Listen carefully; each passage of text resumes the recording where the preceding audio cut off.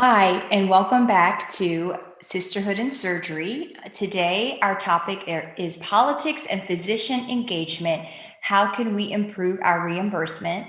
As you know, my co-host Palma Shaw is with me, and today we have wonderful guests with us, Dr. Megan Tracci, Dr. Clay Hayes, and Dr. Sean Roddy.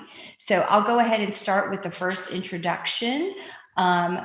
Dr. Tracci is MD and a JD. She's board certified in general and vascular surgery. Her clinical and academic interests include the open surgical and endovascular treatment of aortic and peripheral vascular disease, the management of vascular disorders in athletes, and health policy. After graduating from Stanford University, she attended the University of Illinois at Urbana-Champaign, where she earned a dual MD-JD degree with a focus on health policy and patient safety. She completed her surgery residency and vascular surgery fellowship at UVA Charlottesville, and during this time, she spent 2 years as a health policy fellow and health counsel in the United States Senate. She joined the UVA faculty in 2010 and is currently a tenured associate professor of surgery, where she serves as program director for the fellowship in vascular surgery and is an elected vice president of the clinical staff. She's also a past president of the Virginia Vascular Society and member of the ACS, Society for Vascular Surgery, Society for Clinical Vascular Surgery, and Vascular Endovascular Surgery Society, and the Southern. She is active in service to these organizations with a focus on health policy and advocacy, currently serving as vice chair of the Policy and Advocacy Council of the SVS Medicare Payment Task Force, on the Health Policy and Advocacy Group of the American College of Surgeons, recorder for the Southern Association for Vascular Surgery, and was immediate past chair of the SVS Government Relations Committee. Palma. My pleasure to introduce Dr. Clay Hayes, my colleague from my MBA class this past year.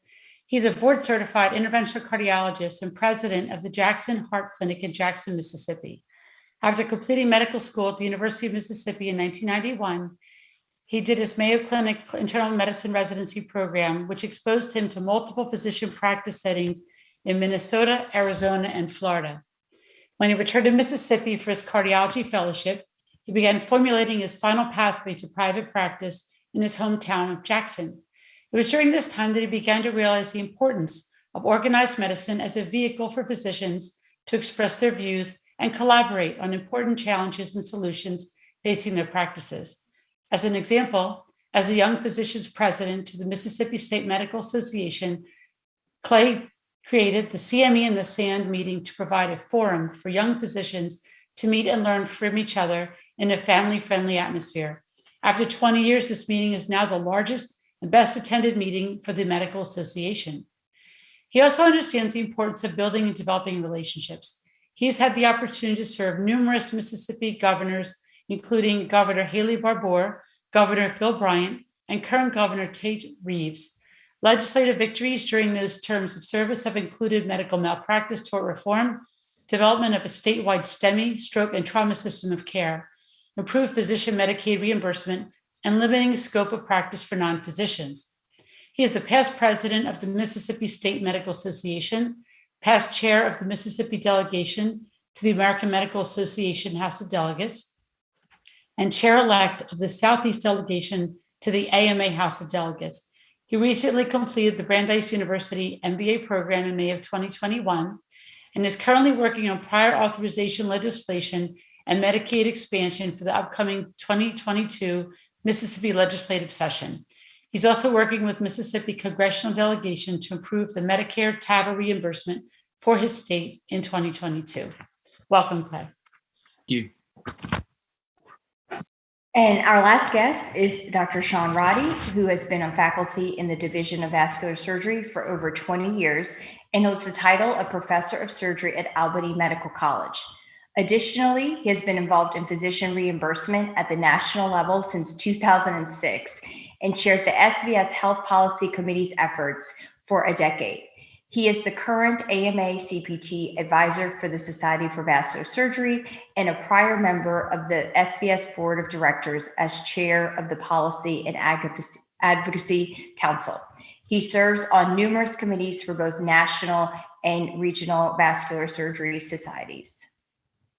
Welcome, everybody.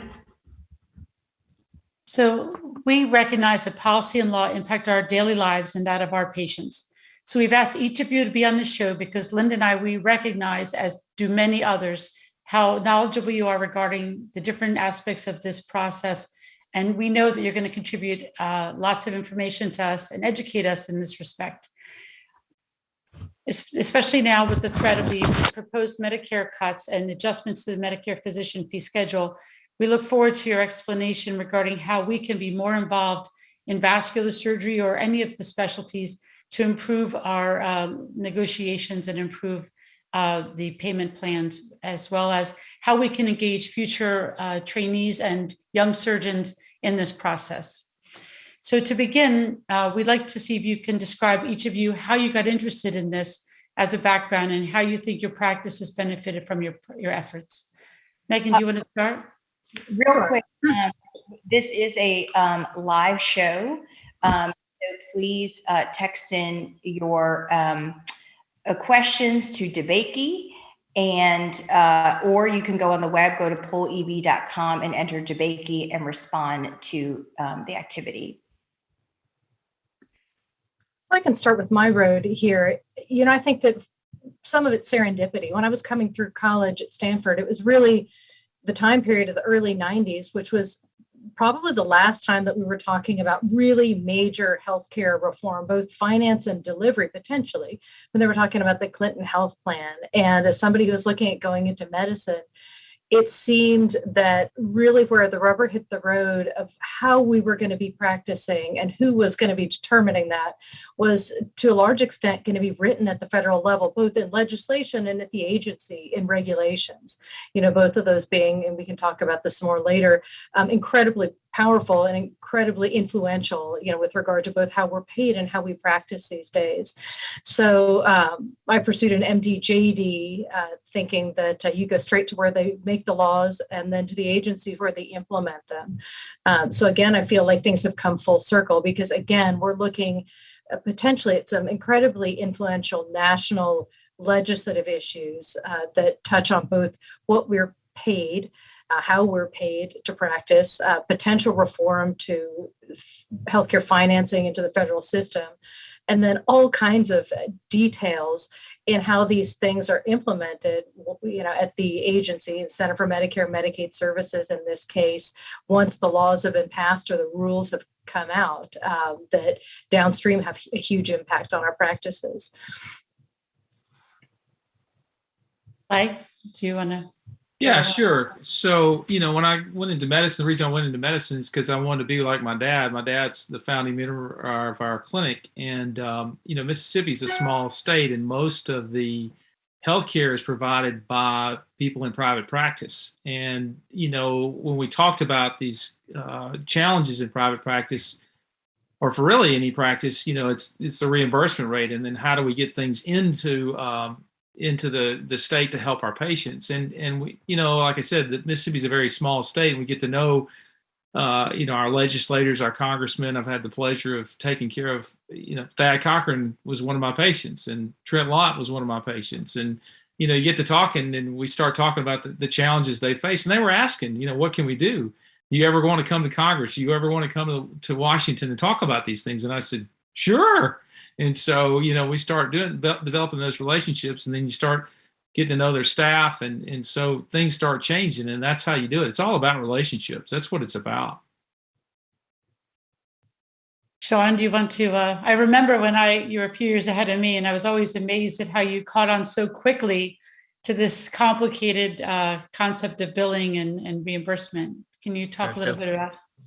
Sure. So, I mean, when I went into medicine and finished residency and fellowship and joined an academic practice in Albany, I never thought about reimbursement at all. But once I got to Albany, I asked our chair, Duraj Shah at the time, how do we get paid for everything that we do? We seem to be working really hard. I don't understand how we get paid. And he had no idea. And he was in charge of, 8 vascular surgeons and 3 radiologists and, hundreds of people in the office and, support staff. And so I ultimately looked around myself. I saw that there was an American College of Surgeons coding course. So I asked if he would allow me to go to that. And he said, sure. Just make sure you do something with it. And I said, okay, I'll try.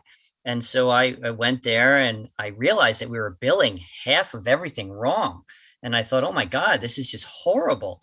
And so then I started going to the vascular meetings, and every single meeting, whether it's regional or national, I would find Bob Zwolak or Tony Sadawi, who were the 2 people at the time that I had heard new things about reimbursement and billing and all that stuff, because that's all I could talk about was stuff, because I didn't understand much of it. And I asked them questions, and I guess I asked them so many questions and so many of them were complicated that they asked me to join the coding and reimbursement committee. They said, not many people have this much enthusiasm for this, so please help us. And then as I got on the committee, I was interested in defining the codes and CPT. And so when I realized we did procedures that there was no CPT code for, I asked if we could create one, and they said, sure. So I started creating new CPT codes for all the vascular procedures that just never had one. Brachial radial bypass we had done for all these people with forearm, ischemia and digits, and we never had a code for it. So I started with things like that, and it just kind of went from there. So this is, talking with y'all before the show. I mean, your lingo is so advanced. So can you dumb it down and just explain, quickly, I guess, how, a procedure, how it goes through health policy and how you figure out the payment process, like how much you get paid and who's involved in that? That's a Sean question. Okay. So when we talk about these procedures, we call them services. So anytime you're talking to a billing person like us, we're defining services. And so we start with CPT. We have to define the service from start to finish, what care is involved. And you have to go to the CPT manual to define that service. And you look to see if there's a prior CPT code that defines the service, or do you need to create a new one, or do you need to alter them because technology has changed? So every society has its CPT advisor. For vascular surgery, I'm the primary. Sanita Srivastava at the Mass General, she is the alternate, plus we have our coding committee. So we then decide if we need to create a new code. We fill out code change proposals to do that. We look to other societies. If it's open surgery, we may talk to the American College of Surgeons, the Society for Thoracic Surgery. If it's an endovascular procedure, we may talk to SCI for cardiology or SIR for radiology, et cetera. We want to work together. You want more people involved to define the service. And then you go to the meeting, and the AMA owns CPT. And so you present to the AMA appointed people, and they help decide how best to define it, the introductory language that many of you have read in the CPT manual, and that manual comes out annually. So once you get through that and you have a code defined, then you have to value it. Now, to value it, it goes to the RUC. That's the American Medical Association / Specialty Society Relative Value Scale Update Committee. So it's much easier to just say RUC, because that's a whole mouthful there. So the RUC is comprised of people from multiple specialties that help try to figure out how these compare to each other, because it's a relative scale. So they have to figure out how many work RVUs. So to do that, surveys are sent out to members of all the societies who have people who do the procedure. So the surveys come in, and on those surveys, it says how long does it take, how complicated is it, and it lists other codes that might be used by those specialists, and say, how does it compare? Is it about the same? Is it a little harder? Is it a little longer, et cetera? And based on all that data, we can then figure out how many work RVUs. So at the RUC meetings, we then figure out an estimate of work RVUs. That data is then sent over to Medicare, and CMS makes the final determination for how many work RVUs are actually in a code. So the RUC just is an advisory capacity here. And then CMS each year in their final rule that comes out around the VEITH meeting, around, just around the Thanksgiving time, it comes out and they tell you what they believe the amount would be. And then they help define whether it's a 10-day global, a 90-day global, or a 0-day global. And that's how payments are created. And then there are other mechanisms that assess whether those payments are correct, do they need to be reassessed, et cetera. And that's a whole nother topic. So how does the American Medical Association impact this? Clay, maybe you could lead in about the AMA. Yeah, so the AMA is a very large organization. As Sean was saying, they created the CPT code, the current procedural terminology code book, and each year they publish this out. And it's not just in America now; it's also in many countries around the globe use the same. It's all like a standardized way to do things. And so the AMA, there's a House of Delegates, which is physicians are elected or appointed, depending on half the AMA House of Delegates is state appointed or elected members. And the other House of Delegates is specialty. So it's the American College of Surgery, Vascular Surgery, the American College of Cardiology, a lot of people. And so you have to be a member, obviously, to be able to be in the House of Delegates. And we get together and we have different coalitions. Like, for example, there's a cardiology section that has, as you said, the SCI is there, ACC's there, ECHO's there, and we kind of work together to be able to, talk about these things. And the other thing is we have resolutions that the AMA House of Delegates meets twice a year, and we have resolutions that we put forth that will become policy of the American Medical Association, and they'll lobby, whether it's Congress or whatever, to be able to make these changes like that. So that's how a lot of it works. And then, obviously the AMA puts members on the RUC committee and that sort of thing. So that's the way the general idea behind the AMA works. I wanted to follow behind Sean a little bit to add sort of the last factor that ends up translating that valuation of the services into the payment that comes to your practice, when you perform a service. I mean, ultimately, the RVUs or relative value units that are assigned to a code are then multiplied by a conversion factor, which is really how CMS decides how much they're going to actually pay you for this every year. And one of the interesting points, just to put this whole discussion and why we're in a little bit of a crisis mode right now and why we're going to be talking about coalition building, is that ultimately that's been constrained by essentially budget neutrality, or the desire to keep total spending on physician services. Or if you look at Part B Medicare, not just physician services, but all the other weird things, like imaging and whatnot that have been tossed into the bucket of non-hospital services, steady over the years. So the end result is that if you look back 20 years, that RVU is worth about the same as it was 20 years ago. I mean, in real dollars, it hadn't kept up with inflation a bit. And if you look at every other part of Medicare, inpatient hospital services, outpatient hospital services, nursing homes, drugs, devices, everything else has kept up with inflation, and physician services have stayed stable. Why is that? I mean, I would argue that some of it, and this sort of speaks a little to where we are going forward, has been that other people have formed better coalitions than we have and advocated better on their own behalf. Why is that hard for physicians? For a lot of reasons. And I think the same reason that we all show up to work, not just because we know exactly what we're going to be paid for showing up that day. We feel a sense of duty, and the public feels that we have a sense of obligation. One.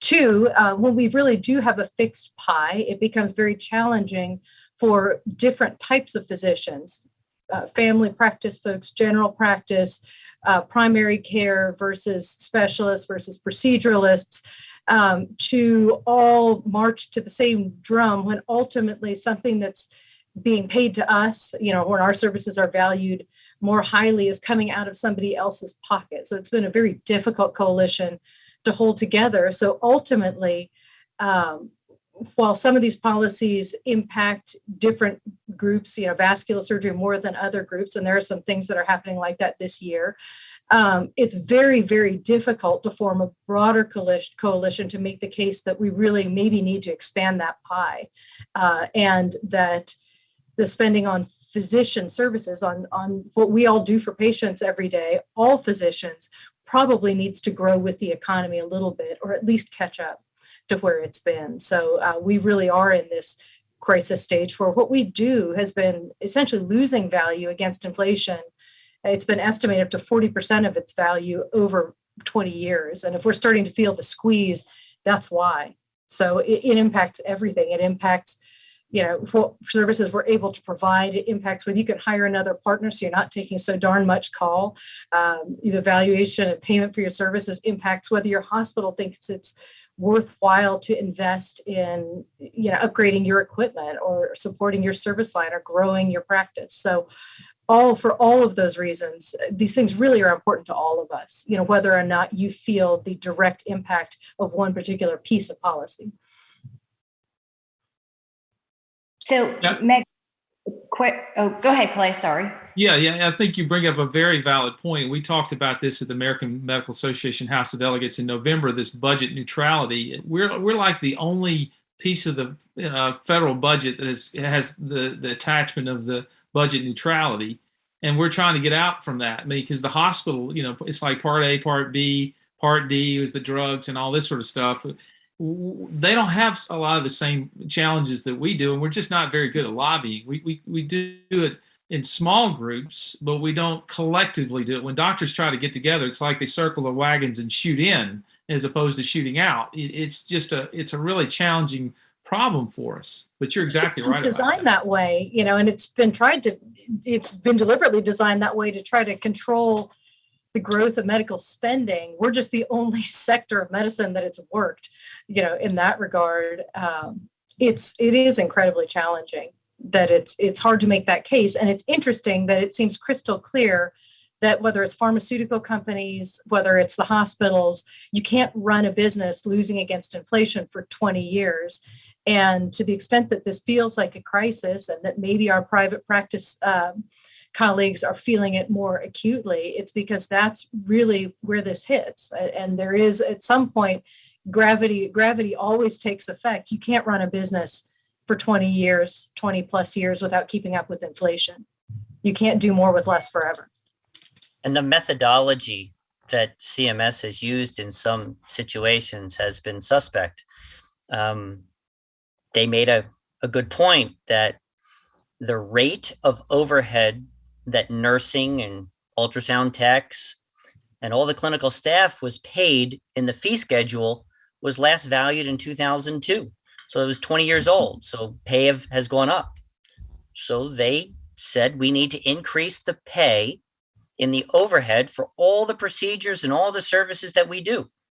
And on the surface, that sounds great. Yes, absolutely. We should be able to pay our staff more. So you want to increase things. But the methodology was, we're going to increase that, but we're going to do it budget neutral. So therefore, we're going to cut the overhead for all high cost items. Like if you did atherectomy or vein ablation in the office, we're just going to not pay as much for the atherectomy device and not pay as much for the vein ablation catheter, so we can pay the nursing staff more. And that's a flawed methodology. You need to add more to the pie. You can't just do it budget neutral, but that's what we're stuck with, which is why some of the changes that come along are frustrating and they don't make sense to us. Well, and that's where you really need people like you and Dr. Hayes making that case, because what's the end impact of that? I mean, again, if you take it back out to the 30,000 foot level, the impact of that is that you're basically putting the entire burden of this on a relatively small group of people who, for vascular surgeons, to put it in context, during COVID, have been providing care in the OBL as our hospitals have been shut down by short staffing, by the burden of COVID patients, et cetera, and provided critical services, maintaining dialysis access, treating critical limb ischemia, et cetera.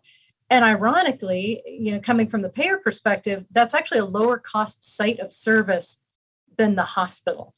So how do you then turn around and make the case back to this tiny slice of the agency that's technically very in the weeds with regard to this, and work your way back and make the case to legislators who have 1,000 other things that are incredibly pressing in this time on their plates, and let them know that this may seem like a small issue and a technical detail, but that it's going to have incredible real world impact, not only on the practices of these physicians, on the employees of those practices, but really actually on critical access for patients to really life and limb saving services, number one, and number two, on access to all of these things going forward, that if it's not maintained, is going to drive things into a setting that's the hospital, which is fantastic and has all of these resources, but is not a low cost setting. It's not only is not proven able to meet those needs over the last year or two, but will cost more going forward if we lose all of those resources that we have out in the community. So Dr. Hayes, you probably see that very much in Mississippi, but that's some of the challenge ahead, in terms of effective advocacy. How do you build that coalition? How do you make the technical case to the policymakers? How do you make the policy case to our legislators? All of those are challenges. Mm-hmm. So this, when you talk about CMS, who makes up that department? Are there physicians? I'm sure they have consultants that are physicians, but it just seems, where, like I said before, it's like an uphill battle, trying to have them realize what we're worth to the country and to our patients. CMS is made up of lots of different, there's elected officials, there are physicians who are the medical directors, there are actuaries who are looking at, statisticians that are trying to put everything together. They do consult out. For example, when the OBL overhead has been an issue for the last 4 years, and there's been cuts in the OBL overhead, they consulted out to a company called Strategy Gen, who assessed how much does a vein ablation catheter cost, how much does an angioplasty balloon cost, how much are we actually paying out right now. If there's a difference, okay, we need to decrease or increase, but most of the time it was decrease the amount that we're paying. So they do consult out on that, and then they assess the consultants, and then they agree or disagree. I'm not sure I can go into more than that. Yeah. So what efforts have y'all seen over time? Have you seen over time that create a larger impact for us? Like, can you discuss some of our wins? Sure. Well, I'll tell you from my perspective, a couple years back, we had an issue with vascular ultrasound physiologic studies, the vascular lab reimbursements. When we lobby, there are global issues that affect every physician, and then there are local issues with each specialty. And in the vascular world, the vascular lab is a pretty big issue for us. It's 15 to 25% of most people's practice income, at least in vascular surgery. It helps us care for the patients, point of service. And so one of the things that affects the technical reimbursement, which is when you do the procedures in your office, the technical side, is the Deficit Reduction Act that was passed a long time ago that linked those reimbursements to the hospital outpatient fee schedule. So Medicare a couple of years ago just tweaked the hospital outpatient fee schedule slightly, as they often do. And unfortunately, the way they tweaked it affected carotid duplex scanning and some of the other ultrasounds that we do every day. And it caused a significant cut in reimbursement. So that hit our radar. There has been what we call the Doc Caucus, the physicians in Congress that have been able to write letters to other congressional leaders or to write letters to CMS. And so the PAC dollars for the SVS, and I'm sure PAC dollars for other specialties that were involved in those tests for taking care of patients with vascular disease, we were able to lobby some of the doc caucus to get them to write a letter. I personally attended a lunch with Bill Cassidy, Louisiana senator, who's a GI physician. And, at those lunches, you get literally 2 minutes to 3 minutes to state your case, because there's a guy from the tobacco industry. There's a guy, plumbing, pipe fitters. There's literally everybody is sitting at this lunch. So, they turn to you and you literally, it's like on. And then, so I had to speak, and I just spoke in 2 to 3 minutes. And then he turned to his LD and he nodded, we're on that. And so I realized immediately that I had convinced him. So, and then he signed on and a couple others signed on, and then Medicare actually changed the tweak. And therefore the cuts that were going to happen didn't happen. So that's one of our wins. It was a very big win for us. It would have affected all the vascular providers across the US. And that's just one example. We don't usually have big public news about that we won, but it does happen. So I think it's an interesting point. I think people get the sense when they look at the totals for the PAC and the participation for the PAC that somehow this ends up just getting delivered into some great big open maw that consumes money in DC. But ultimately, that's not the truth. It really does create access, and access in a positive way, in that it creates these opportunities to explain something really important, to at least put a marker down that something needs to be addressed. And ultimately, on so many of these issues, we would have a sympathetic ear, you just can't get to the ear. It's just too complex an issue to boil down. You can't send a 60-page white paper. I think a great example of that, Clay, earlier you were talking about both the value of the PAC, but also the value of over time being, as a surgeon or a physician, engaged and in the mix, and knowing your legislators and constantly being the person who either knows them through the community or shows up at their events or helps sponsor fundraisers or works through the PAC or through your societies, so that ultimately at some point you become a friendly, familiar face and a trusted person. And you'd said, who was the legislator that his first response basically was, tell me what you're concerned about. And then he turned to his staff, and I think the first response is, whatever this guy needs is important. Yeah, and that's exactly right, what you're talking about. Yes, going to these luncheons early and all, where you're with a bunch of different people, your time window is very small. But when you get to know them outside, and that's the challenge, it takes time. You have to go to their fundraisers, and if at all possible, host their fundraisers, because then they really get to know you. But so when you go to Washington, then you meet with their staff, and don't forget the importance of the staff. They make a lot of the decisions, or help your senators or congressmen to be able to do their job. And so you really have to do that. There's no question about it. And the other thing is, you get the opportunity. Sometimes they have a family member or somebody that needs help, and it may not be necessarily in vascular specialty, but it may be somebody that that you can help them, and always be a resource for them. Or if they have a question, hey, here's my cell phone, call me anytime. If you have any kind of question, call me. If I don't know the answer, I can find somebody who does. You have to be available. And so that's super important. And the PACs are important too. The AMA PAC, we talk about a win. Well, the 20% pay cut that was coming barreling down toward the end of the year, we aggressively lobbied Congress, and it's not just one state, it's multiple states, multiple organizations, and we're able to fend that off. But that's always coming back up, always, always, always. And that's why it's important to be coalition building. I think that's super important. Was this just too big to change? Is this like a huge freight train coming down that we just have to get out of the way or go in along with it? Or is there any algorithm or change that we can impact and make things run a little differently?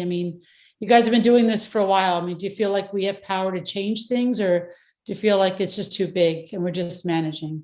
Love to hear. I don't think you can say it's too big. We've got to be able to deliver care to our patients for the next 20 years. I don't think any of us are planning to go anywhere anytime particularly soon, but not being attentive to this, you see how it builds over time, and negatively impacting what we're able to do. You feel it in the stress and people talk about moral injury, but being asked to do more than you can do with not enough resources over time. It's just crushing. I mean, unless we want to accept that as a status quo or a continuing deterioration over time, we got to do something. I guess my question is for Clay.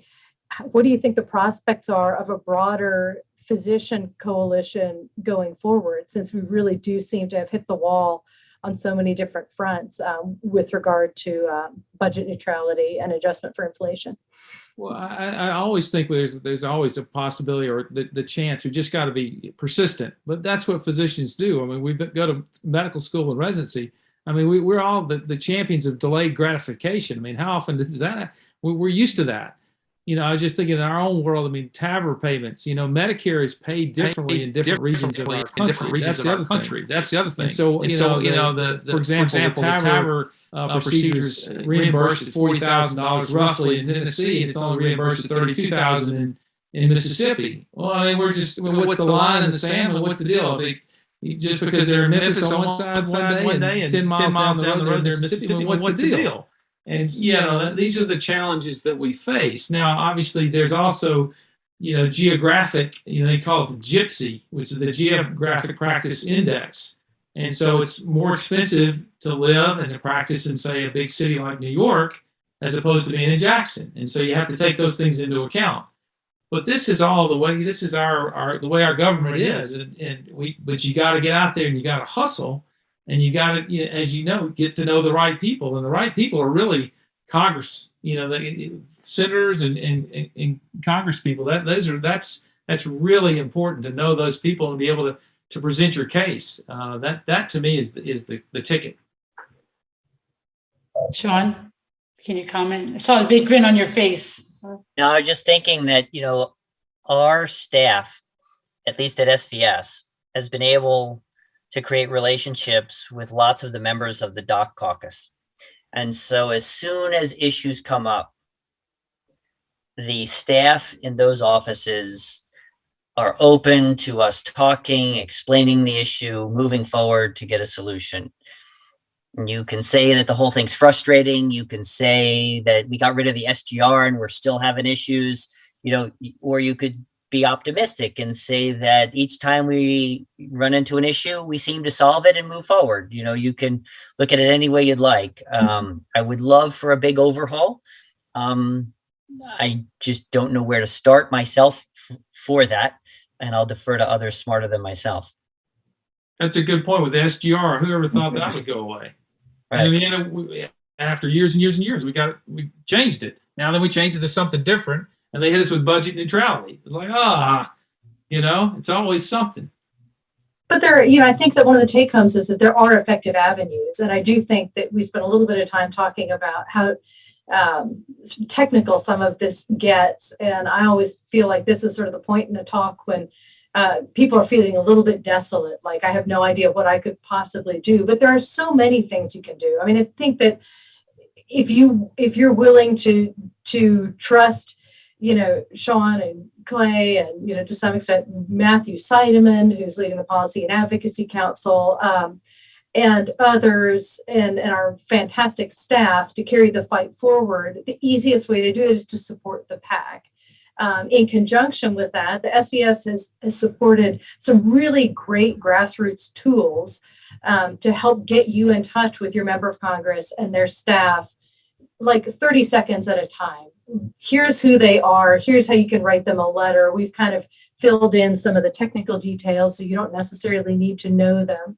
At the next level, there are actually a lot of terrific resources in the advocacy portion of the SBS website that will walk you through some of these different areas and essentially provide a primer and some links to really good material if you'd like to learn more about it.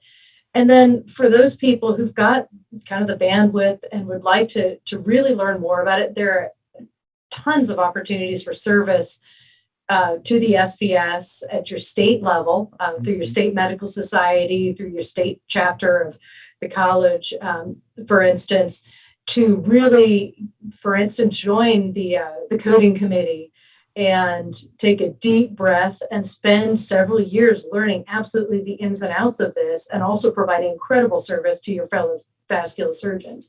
So there are opportunities to do that, to serve on the RUC steering or the PAC steering committee, all of those things. So there are a lot of opportunities to do that. And I do have to put a plug in for the SBS for not only sponsoring with the college, the health policy leadership course, which sends somebody every year to Brandeis to really be immersed for a couple of weeks in this, but also looking at starting a formal health policy leadership program where a class of people each year are essentially rotated through the committees and given an overview of this to create a deeper and deeper bench of people who are well-educated advocates for vascular surgeons and vascular patients.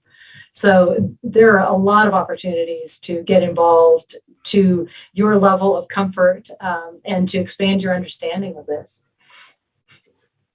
That's great advice, Megan, because I was just about to ask that question. What can we do, the people who are not experts to help? And our next question would be, what can we tell our residents and our trainees? We have a lot of trainees that watch this webcast, whether live or later. So any advice for them on how they could get involved from a trainee aspect? A couple of things. One, join your SBS. I think that's super important. Two, the other things, emails count. And if there are examples that you can give, like patient examples or challenges, then you email the staff, the SBS staff or better, or, the Congress, their staffers. I mean, those make a difference. People don't think they do, but they actually do a lot. And then as, we were talking about, you get these surveys. Oftentimes as a private practicing physician, if you're a member of the SBS, they'll send you a survey for the RUC. So make sure you fill all those surveys out. Please fill it out. And as Sean will remind everybody, this is not the time to brag about how fast you are. Be honest about how long it takes you to perform these services and all the effort that you put in.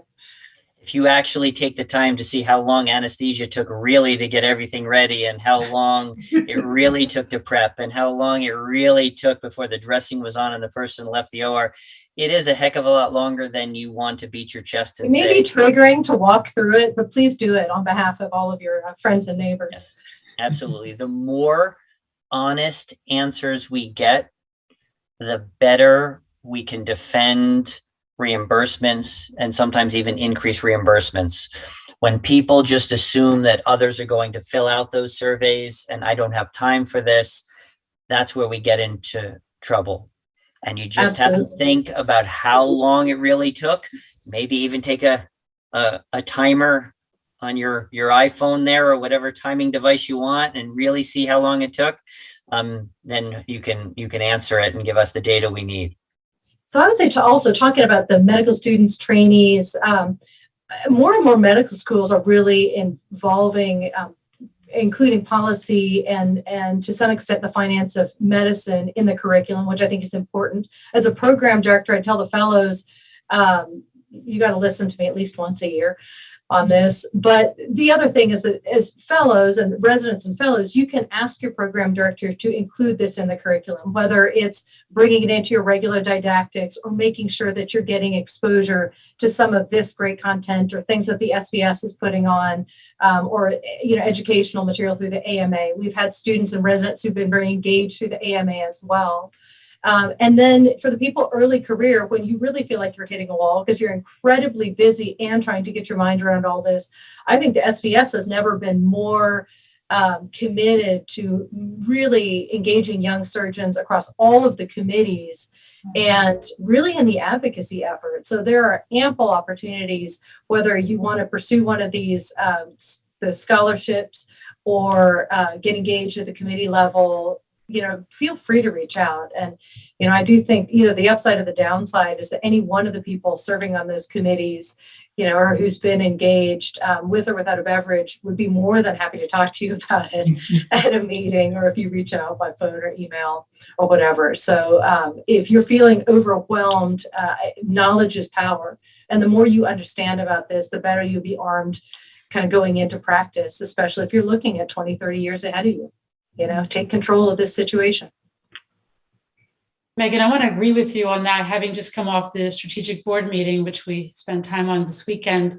As a member of the Society for Vascular Surgery and practice for probably around 19 years, I never really realized the importance of the Society for Vascular Surgery and how important it really is that we engage all our members and even more people to become members, because it doesn't seem that we'll be as powerful if we don't do this. I think that our concern about engaging the young trainees and converting our candidate members to full membership, they need to understand how important it is that they become an active part of Society for Vascular Surgery. And that, I know the dues are a little on the high side even for me, but it's an enormous burden that the SVS has undertaken to support us in our daily care of the patients. And, all I really care about at the end of the day is that I take good care of my patients and that I did the very best that I can. And I can't do that without someone knowledgeable like the three of you sitting here, educating us in so many ways. And I'm so grateful really for that.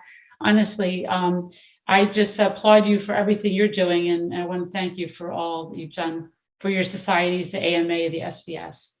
Yeah, and what I learned is, one, I didn't realize that the legislators actually read the letters you sent in. So that's really good to know. And then two, Clay, I know you in terms of like AMA and obviously joining your specialty society, but also the importance of joining AMA and how that impacts all of us, especially with this physician fee schedule and not adjusting to inflation. So those are my take home points for today. Yeah, the AMA is the largest group of organized physicians, probably in the world, to be honest with you. You think about it, people say, well, not many people in the AMA or whatever. Actually, the AMA membership is growing. So in the AMA, it's the toughest organization because it's always, everything in medicine is always blamed, it seems like, on the AMA. And the AMA just keeps going and they just keep trying. It's always positive, and it's all about the art and science of medicine and the promotion of public health. And just think about it, public health. I mean, COVID, my goodness. And, the AMA has a lot of resources. And, with the CPT code, they have a ton of resources. And we're trying to channel those resources to help physicians help our patients. And that's really what we try to do, is we're all in it together. Great points. Sean or Megan, do you want to make closing comments as well? We'll be wrapping up. Well, I would say that I think it's very important for people to understand the reimbursement process. I would say to trainees, you're already logging your CPT codes for your cases. You need to understand that number that you're logging is actually the number you're going to bill, and it's linked to payments. And there is a reason to care about it. There are coding courses. There are discounted rates for various coding courses, at least with the SVS. There's American College of Surgeons. I'm sure in cardiology, they have similar coding courses so that you can understand what's going on. The emails when you join the societies that please help us with this effort. Please click on it, be engaged, read the email, find out what are we concerned about. Once you realize that you're not going to get paid for the ultrasounds, you're not going to get paid for seeing someone, you're going to have to things with pre-authorizations that you did something without a pre-authorization, so it's not getting reimbursed. You're going to start realizing that all the things we're talking about matter in your day-to-day practice. So, just pay attention to what's happening. And when you're at the society meetings, go to the talks on it, and I don't want to take away from patient care. That is of utmost importance. And please, that's where you want to focus. But these things do matter so that you can provide that care to people. I would agree. I think advocating for the profession is advocating for our patients. It's part of sort of the full circle of ways that we're taking care of people. So it's important. Thank you guys so much for having us Yes, tonight. thank you. You guys are great. Just keep working for us. We appreciate it. Thank you. Linda, we good?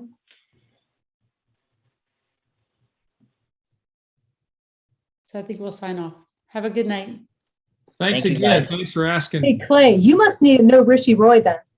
I do know Rishi Roy. How do you Sorry, I know gotta Rishi go. Roy? Take care. He's the most interesting man in the world. He's my fellow from 5 years ago now, who is just an absolute polymath. He knows more things about more things,